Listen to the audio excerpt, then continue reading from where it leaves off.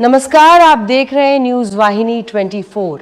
हमारे विशेष रिपोर्ट में आज की अहम खबरों पर नजर डालते हैं। अफ्रीकी देशों में बढ़ते एबोला वायरस के खतरे को देखते हुए भारत और अफ्रीकन यूनियन ने मिलकर एक बड़ा फैसला लिया है।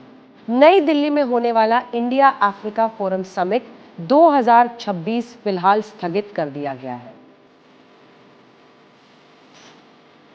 यह सम्मेलन 28 से 31 मई के बीच आयोजित होना था, लेकिन स्वास्थ्य सुरक्षा को ध्यान में रखते हुए इसे टालने का निर्णय लिया गया। इंडिया अफ्रीका फोरम समिट यानी IAFS भारत और अफ्रीकी देशों के बीच सबसे बड़ा कूटनीतिक और आर्थिक मंच माना जाता है।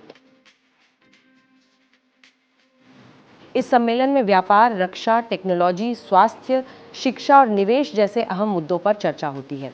दुनिया भर के कई अफ्रीकी देशों के राष्ट्राध्यक्ष और प्रतिनिधि इसमें हिस्सा लेने वाले थे, लेकिन हाल ही में अफ्रीकी देशों, खासतौर पर युगांडा और कांगो में एबोला के नए मामले सामने आने के बाद विश्व स्वास्थ्य एजेंसियों की चिंता बढ़ गई है।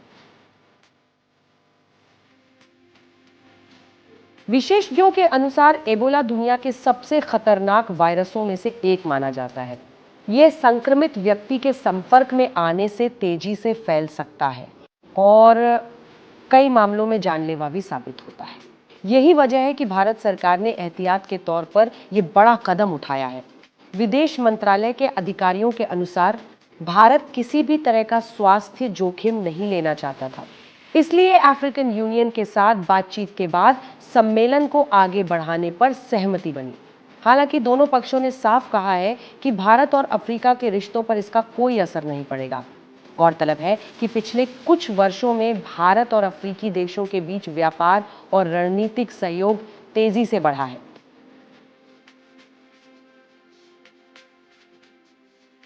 भारत अफ्रीका में इंफ्रास्ट्रक्चर, स्वास्थ्य, शिक्षा और डिजिटल टेक्नोलॉजी के क्षेत्र में बड़े निवेश कर रहा है। इसके अलावा फार्मा और मेडिकल सेक्टर में भी भारत अफ्रीकी देशों का महत्वपूर्ण साझेदार बन चुका है। इस बीच भारत ने एयरपोर्ट्स पर निगरानी बढ़ा दी है। अफ्रीकी देशों से आने वाले यात्रियों की मेडिकल स्क्रीनिंग की जा रही है और स्वास्थ्य विभाग को अलर्ट मोड पर रखा गया है।